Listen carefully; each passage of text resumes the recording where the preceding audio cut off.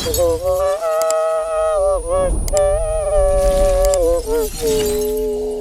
پہلے بتاؤ کہ تم مسلمان بھی ہو کہ نہیں؟ مسلمان یوں ہوا کرتے، آنکھ مسلمان والی نہیں، زبان مسلمان والی نہیں، ہاتھ مسلمان والا نہیں، دل مسلمان والا نہیں، نیت مسلمان والی نہیں، یہ مسلمانی ہے؟ صحابہ اکرام رضوان اللہ تعالیٰ علیہ مجمعین، اللہ تعالیٰ کی کروڑا رحمت نازل ہو حضرات صحابہ اکرام کی قبروں پہ، دربار رسالت ہے، سب کہہ دو صلی اللہ علیہ وسلم۔ سبحان اللہ، کتنے خوش نصیب تھے وہ لوگ جو محمد کریم صلی اللہ علیہ وسلم کی مجلس میں بیٹھا کرتے تھے، کانوں میں آواز آتی تھی مصطفیٰ کریم کی، دیدار ہوتا تھا امام الانبیاء کا، کتنے خوش نصیب تھے یہ لوگ۔ جنگ سے واپس آئے صحابہ کرام، ایک لڑکی کو پکڑ کے لائے جو لڑنے آئی تھی، کفار کے ساتھ مل کر مسلمانوں کا مقابلہ کرنے آئی، میدان جہاد میں سے صحابہ کرام پکڑ کے لائے، قیدی ہے، کافرہ عورت ہے، غیر مسلم ہے، شہنشاہ کائنات حضرت محمد رسول اللہ صلی اللہ تعالی علیہ وسلم کے دربار میں لا کے بٹھا دیا، ننگے سر ہے، ننگے منہ ہے، ننگے ہاتھ پیر ہیں۔ اللہ اکبر، کبھی آپ نے سوچا نہیں کہ تو کتنے بڑے نبی کا امتی یا کتنے بڑے سردار کا غلام ہے؟ رحمت والی چادر اتار کر فرمائی، او بلال یہ میری چادر لے لے، اس لڑکی کے سر پہ ڈال دے، پردہ کرا دے۔ عرض کیا گیا کسی کافر کی لڑکی ہے، یہودی کی لڑکی ہے، عیسائی کی لڑکی ہے، غیر مسلم کی لڑکی ہے، میدان جہاد سے گرفتار کر کے لائی گئی، قیدی لڑکی ہے، لڑنے آئی تھی، مارنے آئی تھی، اسلام کی دشمن ہے، دین کی دشمن ہے، قرآن کی دشمن ہے، مذہب کی دشمن ہے، خدا اور اس کے رسول کی دشمن ہے۔ اللہ تعالیٰ کے نبی حضرت محمد کریم صلی اللہ علیہ وسلم نے فرمایا، او لوگوں ٹھیک ہے لڑکی کافر کی ہے، کفر کی حالت میں پلی ہے، کفر پھیلانے آئی ہے، کفر کو بچانے آئی ہے، اسلام کا مقابلہ کرنے آئی ہے، اسلام کو مٹانے کے لیے آئی ہے، پر اے میرے دیوانوں یہ تو بتاؤ، اپنے باپ کافر کے دربار میں بھی ننگے سر بیٹھے اور میں کالی کملی والے کے دربار میں بھی ننگی بیٹھے، سبحان اللہ۔ پھر اس دربار میں اور میرے دربار میں کیا فرق ہوگا؟ وہ کافر کا دربار ہے، یہ شہنشاہ کائنات کا دربار ہے، رحمت للعالمین کا دربار ہے، ساقی کوثر کا دربار ہے، شافی محشر کا دربار ہے، اللہ کے محبوب کا دربار ہے، آمنہ کے در یتیم کا دربار ہے، فاطمہ الزہرا کے ابا کا دربار ہے۔ اور بلال جلدی کر، میرے دربار میں کافر کی بیٹی آئے، میں اس کا بھی پردہ کروں گا۔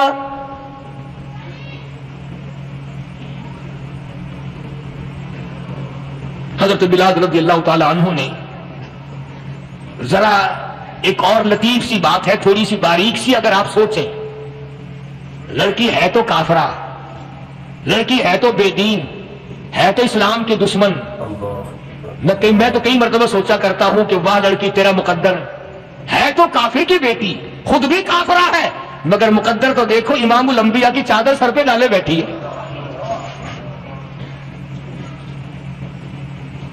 کہاں سوچیں یہ چیزیں، ہمارے دماغ یہاں تک کہاں رسائی کریں؟ میرا تو دل چاہتا اگر میں ہوتا اس کافر بیٹی کے ہی پاؤں دھو کر پی لیتا۔ تو ایڈی مقدروں والی، تو اینی خوش نصیب، ابھی ابھی قیدی بن کر آئی، ابھی ابھی ہاتھوں میں ہتکڑی تھی، اور ابھی ابھی سر پہ رحمت دو عالم کی رحمت والی چادر ہے۔ اور پھر آپ نے پوچھا اب تو کیا چاہتی ہے، کیا چاہتی ہے؟ اللہ اکبر، کہنے لگی میرے گھر پہنچا دو، میں اپنے گھر جانا چاہتی ہوں۔ دو نوجوان صحابہ کو بلایا، فرمایا کہ انسانی رشتے کا تقاضا ہے، لڑکی نے ہم سے پناہ مانگی اور اپنے گھر جانا چاہتی ہے، ہم نے اس کو معاف کر دیا، جاؤ گھر چھوڑاؤ۔ اب گھر پہنچانے کا مطلب یہ تو تھا نہیں کہ حسین گائی پہنچا دو، دولت گیٹ پہنچا دو، خدا جانے کتنی دور گھر ہوگا، لڑنے جو آئی تھی۔ یہ لکھا ہے علماء اکرام نے، ذرا توجہ کریں، وہ سچی بات تو یہ ہے، اپنے دامن میں بھی ہاتھ مار کے دیکھو کہ ہم کیسے ہیں۔ محمد رسول اللہ صلی اللہ علیہ وسلم کے دو جوان دیوانے ساتھ ساتھ اس کے چلتے ہیں، ایک ادھر چل رہا ہے ایک ادھر چل رہا ہے، جنگل کا راستہ ہے، رات بھی راستے میں آئی ہے. نوجوان لڑکی کا بیان ہے، اپنے بھائی کو جا کے کہتی ہے یہ دو نوجوان میری ساتھ راستہ چلتے آئے، میری ساتھ سفر طے کرتے آئے، پر اے میرے بھائی جان، رب کائنات کی قسم مجھے تو یوں معلوم ہوتا تھا دونوں اندھے چل رہے. مجال ہے میری طرف نظر اٹھائی ہو. یہاں تو رکشے والے کا داؤں لگ جائے وہ بات نہیں آتا، ٹانگے والے کا داؤں لگ جائے وہ بات نہیں آتا، اور پیر صاحب تو اپنے یہاں سے خشک جانے کیسے دیں گے؟ کیوں جانے دیں؟ کیا مطلب؟ یہ شرافت ہے، یہ دین ہے، یہ اسلام ہے. مسلمان کی بیٹی کی عزت پہ ڈاکے ڈالنا. خدا کی قسم اگر اسلام کی حکومت ہو اور جس نبی کا تو نام لے کر جنت میں جانا چاہتا ہے، اگر نبی کا قانون زندہ ہو، قرآن کا قانون عدالت میں ہو، آنکھیں نکال دی جائیں. بے غیرت کو، بے حیا بے شرم کو شرم نہیں آتی کہ زندگی کس طرح بسر ہوتی ہے. یہ کافروں کی بیٹیاں ہیں، یہ کسی یہودی کی بیٹیاں ہیں. شکلیں چل رہی ہیں، بدماشی کے اڈے چل رہی ہیں، سب کو پتا ہے، افسروں کو پتا ہے، چھوٹے بڑوں لیڈروں کو پتا ہے. کون روکے؟ کس لیے روکے؟ پھر یاد رکھو بات محمد کریم صلی اللہ علیہ وسلم کی. فرمایا جس ملک میں، جس شہر میں زنا ہوگا، اللہ کے نبی نے فرمایا وہ جس دن برباد ہوگا آواز بھی نہیں آئے گی.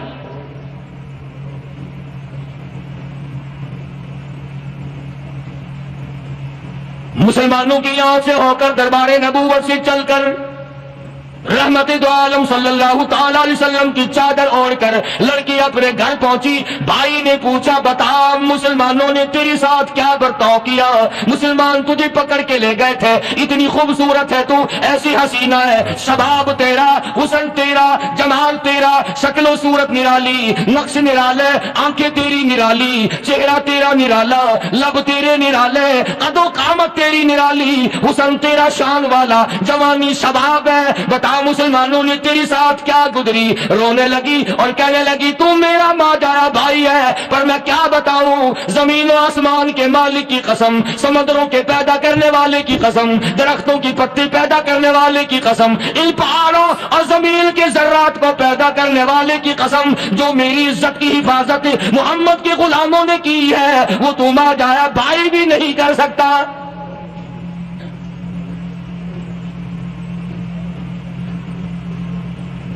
صداقت صداقت ہوتی ہے، حقیقت حقیقت ہوتی ہے، چھپتی تو نہیں. کاغذ کے پھولوں سے خوشبو کیسے آئے گی؟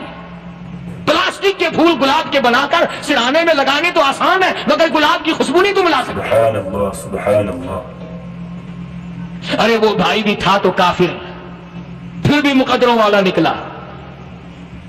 انہوں نے تو کفر چھوڑ دیا اور ہم سے ریت نہیں چھوٹتی، رسمیں نہیں چھوٹتی، ہم سے شرک نہیں چھوٹتا، ہم سے بدعات نہیں چھوٹتی. بھائی کہتا ہے بہن کو توجہ کرو. کبھی دنیا میں انصاف کی بات کرنے والے لوگ بھی زندہ تھے. کفر اسلام ایک اور چیز ہے، انصاف کی بات تو کہا کرتے تھے. بھائی کہنے لگا بہن سے کہ میری بہن، چادر تیرے سر پہ نبی کی، کالی کملی والے کی چادر تیرے سر پہ ہے، یہ اس کے دیوانے تجھے ساتھ لے کے آئے ہیں اور انہوں نے تیری عزت اور آبرو کی حفاظت کی ہے. تو یہ بتا کلمے سے خالی آئی؟ ایسے دربار سے خالی آ گئی؟ خزانہ لوٹ رہا ہے وہاں تو خالی تو نہیں آ گئی؟ بہن کہنے لگی کہ ہاں خالی آئی ہوں. مطلب یہ کہ میں نے کلمہ نہیں پڑھا، ایمان قبول نہیں کیا، دین قبول نہیں کیا، اسلام اور اس کا مذہب میں نے قبول نہیں کیا. بھائی کہنے لگا تف ہے تجھ پر، تجھے ایسے دربار سے خالی اٹھتے شرم نہ آئی؟ اور دربار رسالت ہو خالی آ گئی؟ کیا بات کہی ہے عورت نے، سبحان اللہ، اللہ اکبر. کہنے لگی 2 وجہ سے میں نے کلمہ نہیں پڑھا. دل میرا چاہ رہا تھا، اندر میرا کہتا تھا کہ جب میرے سر پہ یہ چادر آئی میرا تو دل چاہتا تھا کہ لپٹ جاؤں قدموں سے آقا کے. بھائی میرا دل چاہتا تھا میں کھڑی ہو جاؤں دربار میں اور یوں کہوں میرا دل ہو تیرا گھر ہو، میرا دل ہو تیرا گھر ہو، تیرا در ہو میرا سر ہو، تمنا مختصر سی ہے مگر تمہید طولانی۔ میں نے کلمہ دو وجہ سے نہیں پڑھا۔ پہلی وجہ تو یہ کہ جب تو سنتا، تجھ تک یہ بات پہنچتی کہ میری بہن نے کلمہ پڑھ لیا، تو شاید تیرے دماغ میں یہ بات نہ آ جائے کہ میری بہن سے مسلمانوں نے زبردستی کلمہ پڑھوایا ہوگا، اس لیے میں نے نہیں پڑھا۔ تیرے دماغ میں یہ بات نہ آئے کہ مسلمانوں نے مجبور کر کے، قیدی بنا کر کے جو لے گئے تھے، مجبور کر کے کلمہ پڑھایا، اور میری بہن نے ڈر کے مارے کلمہ پڑھا۔ کلمہ پڑھنے کا پختہ پروگرام ہے، مزہ تو اب آئے گا نا، یہاں سے آزاد ہو کر جاؤں گی۔ اور دوسری بات اس نے اور پتے کی کہی، کہنے لگی بھائی میں نے کلمہ اس لیے بھی نہیں پڑھا کہ بہن جنت میں جائے بھائی دوزخ میں جائے، اصل میں تجھے لینے آئی ہوں، دونوں چل کر اس دربار کی غلامی کریں گے۔ میں نے یہ خوف کھایا کہ میرا بھائی غصے میں آ کر کفر پر اور مضبوط نہ ہو جائے، اس لیے مجھے آنے کی کوئی ضرورت نہیں تھی۔ اور کہنے لگی او میرے بھائی وہ دربار کوئی واپس آنے کا تھوڑا ہی ہے، وہاں تو جو گیا قربان ہو گیا، جو گیا قربان ہو گیا۔ چلو چلتے ہیں دونوں بہن بھائی آ کر حضور اکرم صلی اللہ علیہ وسلم کے ہاتھ میں کلمہ پڑھ کر مسلمان بن جاتے ہیں۔ وہ نبی کی ایک بات دیکھ کر کلمہ پڑھ کر مسلمان بن گئے۔ ہمارے سامنے لاکھوں حدیثیں، ہزاروں قرآن کی آیتیں ہیں، پر ہم آج تک مسلمان نہ بنے۔ جب مرضی آئی نماز پڑھ لی، جب مرضی آئی زکات دے دی، جب مرضی آئی قرآن پڑھ لیا، جب مرضی آئی دین ایمان کر لیا، مرضی آئی چوری کر لی، مرضی آئی ٹھگی مار لی۔ اس کا نام دین نہیں ہے، اس کا نام ٹھگی اور فریب ہے۔ اس لیے قرآن کریم نے للکار کی کہا تأمرون الناس بالبر وتنسون انفسکم وانتم تتلون الکتاب۔ دوسروں کو اسلام کا نام لیتے ہو، دوسروں کے سامنے مسلمان بنتے ہو، حالانکہ تم کتاب پڑھتے ہو اللہ کی۔ افلا تعقلون، سوچتے کیوں نہیں ہو کہ تم کدھر چلے ہو؟ کیا پروگرام بنائے بیٹھے ہو؟ زندگی کا لاہ عمل یہ تو نہیں ہونا چاہیے جو تم نے بنایا ہوا ہے۔ اور آگے فرمایا تأمرون الناس بالبر وتنسون انفسکم وانتم تتلون الکتاب افلا تعقلون واستعینوا بالصبر والصلاۃ۔ اگر تکلیف آئے، پریشانی آئے، کوئی مصیبت آئے تو صبر اور نماز کے ساتھ قائم رہو۔ یعنی صبر نماز کے بغیر حاصل نہیں ہوگا، اور نماز قبول ہوگی تو صبر خود بخود آ جائے گا۔ چنانچہ اللہ والوں کی زندگی کا مطالعہ کرو، کتابیں اور حالات پڑھ کر کے دیکھو کہ انہوں نے ساری عمر میں ایک ایک نماز بھی ضائع نہیں ہونے دی، تمام عمر میں ایک ایک نماز ضائع نہیں ہونے دی۔ اور ہم لوگوں کی جوانی یوں ہی بیت جاتی ہے، جوانی یوں ہی گزر جاتی ہے۔ اسی کو کہتا ہے کہ کچھ نہ پرواہ کی میرے دین کی، آج میں تمہاری پرواہ کیسے کروں؟ وَإِنَّهَا لَكَبِيرَةٌ إِلَّا عَلَى الْخَاشِعِينَ۔ اللہ پاک خود فرماتے ہیں کہ نماز بھاری نہیں، نماز مشکل نہیں، نماز پڑھنا کوئی تکلیف نہیں، مگر ان لوگوں کے لیے، ان لوگوں پہ کوئی مشکل نہیں جو اللہ سے ڈرنے والے ہیں، اللہ کے خوف کو دل میں بسانے والے ہیں، جن کا یقین ہے کہ موت آئے گی اور اللہ کے یہاں جا کر کے میں نے منہ دکھانا ہے، ایک دن قبر میں جانا ہے، حشر نشر نے بھی آنا ہے، قیامت نے بھی آنا ہے، جس کا ان تمام چیزوں پہ یقین ہے۔ اللہ فرماتے ہیں الا علی الخاشعین، ڈرنے والے کے لیے تو کوئی چیز نہیں، اور جو نہیں ڈرتا اس کے لیے تو پہاڑ ہے نماز پڑھنا۔ صحابہ کرام نے تو ایسی ایسی نمازیں پڑھی۔ صحابی ہے مدنی کریم صلی اللہ علیہ وسلم کا، اپنے باغ میں نماز پڑھ رہا ہے، گنجان باغ ہے کھجوروں کا باغ پکا کھڑا ہے، صحابی نماز پڑھ رہا ہے۔ ایک پرندہ کبھی ادھر سے آتا ہے کبھی ادھر جاتا ہے، گنجان باغ ہے، وہ نکلنا چاہتا ہے، پرندے کو راستہ نہیں ملتا، تو دوران نماز صحابی کی نظر پرندے پہ لگ گئی۔ دوران نماز صحابی کی نظر، وہ پھڑک پھڑک جو کرتا تھا نا کبھی ادھر کبھی ادھر، صحابی کی نظر پرندے پہ لگ گئی، نماز میں بھول گیا۔ بس اتنی سی بات تو آیا دربار رسالت میں اور کہنے لگا یا رسول اللہ وہ سارا باغ لے کر اسلام میں وقف کر لو، جس باغ کی وجہ سے میری نماز خراب ہو جائے میں وہ باغ ہی نہیں رکھتا۔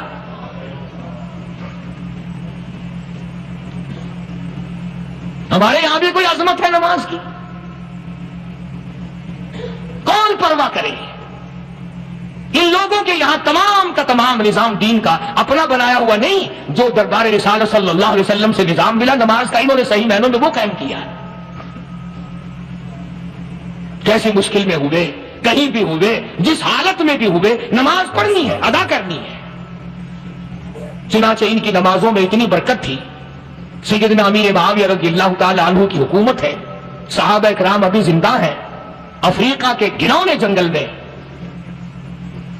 بہت بڑے صحرا میں چھاؤنی بنانے کا پروگرام بنایا۔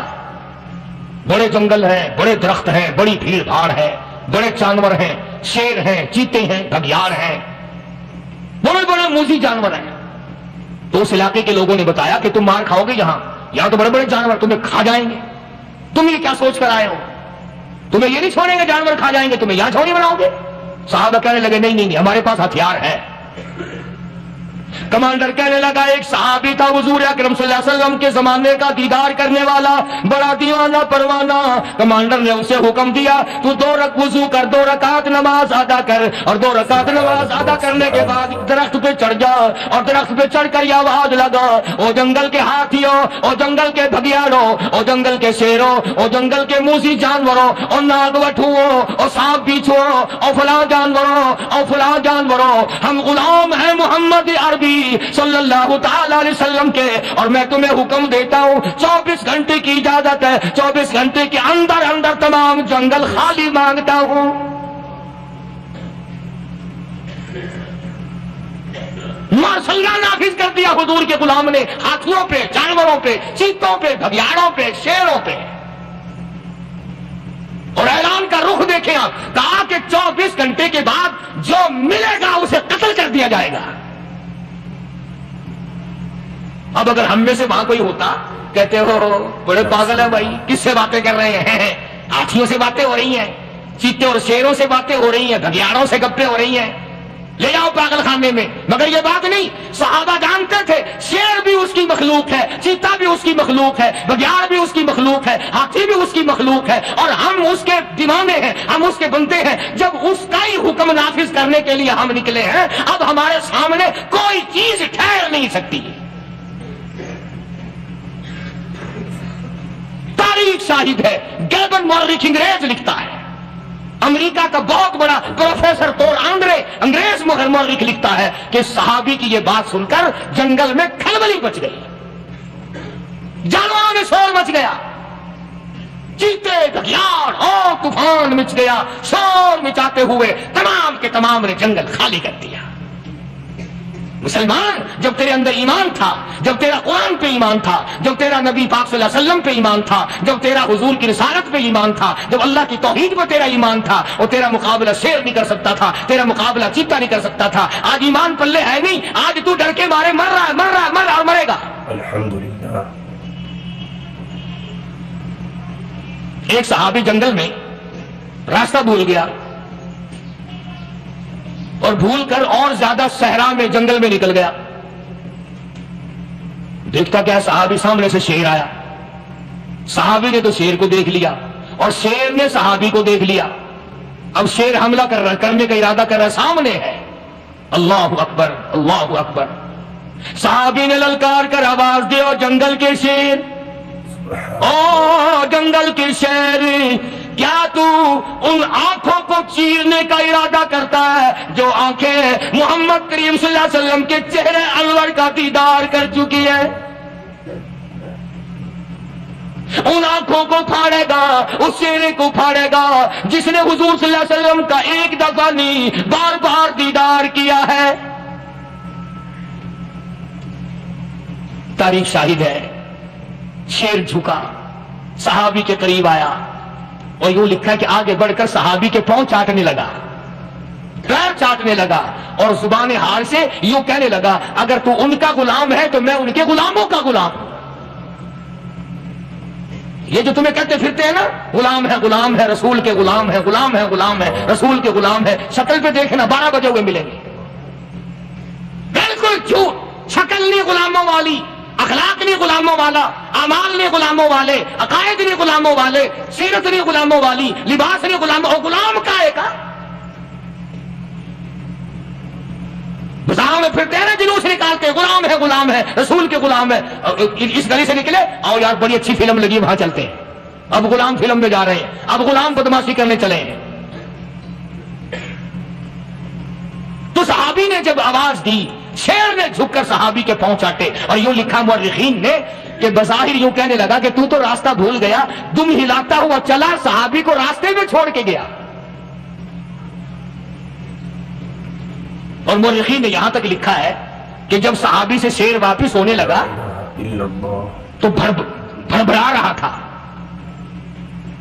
گویا صحابی کو اپنی طرف متوجہ کرتا تھا، اور اس کے بعد خوشامدانہ عاجزانہ پہلو سے یہ کہتا تھا کہ او جانے والے، جس کا تو دیدار کرے گا اس کو میرا بھی سلام کہنا، ان کی خدمت میں میرا بھی سلام عرض کرنا۔ کوئی ایک واقعہ نہیں ہے، مدینہ منورہ سے شام کے راستے میں شیر آ کر کے بیٹھ گیا، لوگوں کا راستہ بند ہو گیا، کوئی آدمی مدینہ پاک میں واپس، اللہ ہر مسلمان کو مدینہ پاک کی زیارت نصیب فرمائے۔